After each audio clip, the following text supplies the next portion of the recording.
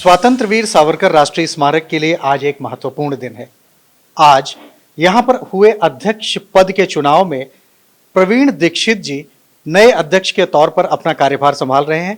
Sir, स्वागत है आपका हिंदुस्तान। धन्यवाद। सर, पहला प्रश्न, 39 वर्षों की पुलिस सेवा के बाद अब आप स्वातंत्र वीर सावरकर राष्ट्रीय स्मारक में अध्यक्ष के तौर पर कमान संभालने जा रहे हैं, क्या प्रतिक्रिया है? मैं सबसे पहले तो सभी सावरकर प्रेमी जो लोग हैं, जो राष्ट्रीय स्मारक के सदस्य हैं, उनके आशीर्वाद के लिए उनको धन्यवाद देना चाहता हूँ।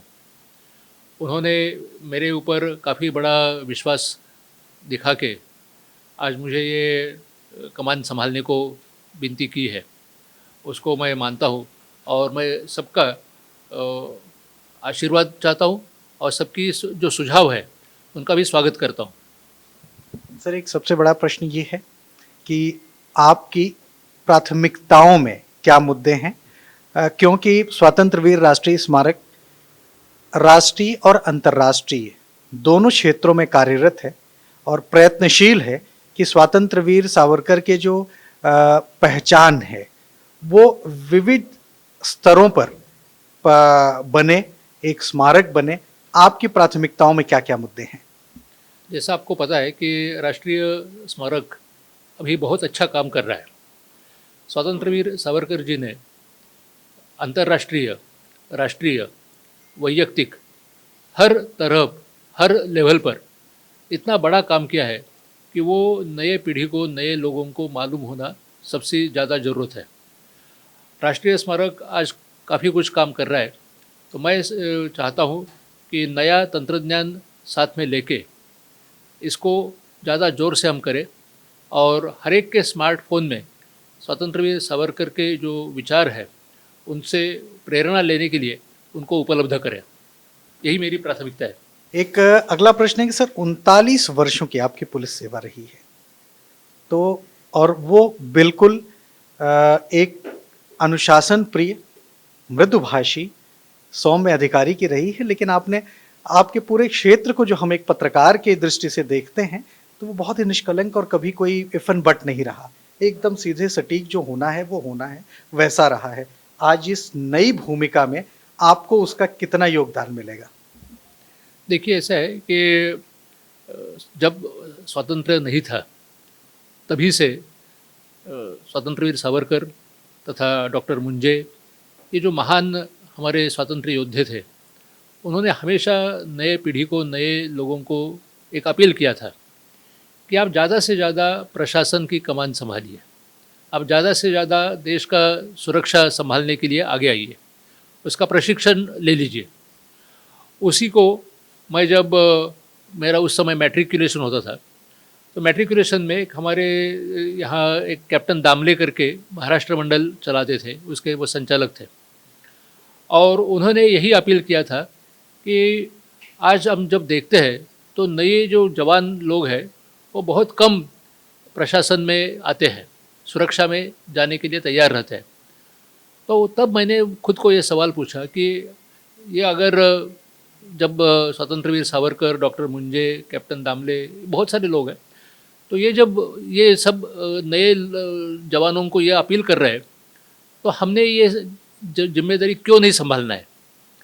और इसीलिए जब मुझे मैट्रिकुलेशन में अच्छे नंबर थे और जैसा आपको परिचित है कि सब लोग अच्छा नंबर मिलने के बाद कोई डॉक्टर होना चाहता है, कोई इंजीनियर होना चाहता है, तो उसको दूर करके मैंने ये प्रशासन के लिए तैयारी करने का काम चालू किया और उसी समय से मैंने तैयारी करके सबसे कम उम्र में मैं इंडियन पुलिस सर्विस में चुन जाने का मुझे सौभाग्य मिला।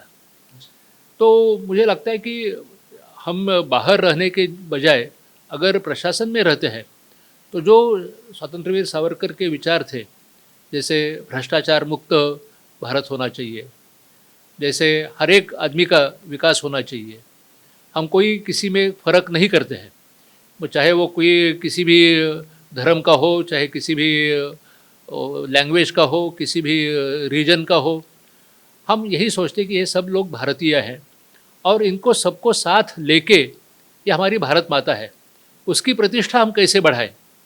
तो उसी के लिए जब हम काम करते हैं तब उससे खुशी भी मिलती है, उससे आनंद मिलता है। और वो जो एक हमें पूरे 39 साल की सर्विस और उसके बाद 4 साल न्यायाधीश करके काम करने के लिए जो मुझे मौका मिला, तो उसमें पूरा करने की मुझे ताकत मिली है। सर, स्वतंत्र वीर सावरकर सैन्य शिक्षा के प्रबल समर्थक थे। उनका मानना था कि सैन्य शिक्षा को अनिवार्य करना चाहिए। स्वतंत्र वीर सावरकर राष्ट्रीय स्मारक भी इस क्षेत्र में काम करते हुए कई उपक्रम चलाता है, जिसमें शरीर को और मानसिक रूप से बच्चों को तैयार किया जाए, जिसमें जैसे यूपीएससी के तैयारियों के लिए हमारे यहाँ क्लास चलती है। तो मुझे लगता है, दूसरी बात है कि राइफल ट्रेनिंग है, शूटिंग रेंज है हमारे यहाँ अच्छी है, बॉक्सिंग है, टाइक्वांडो है, कराटे है, तो विभिन्न तरीके से जिससे कि आदमी को बल, शक्ति, शक्तिवान बने, बुद्धिवान बने। इसके लिए आपका सहयोग किस प्रकार से मिलेगा?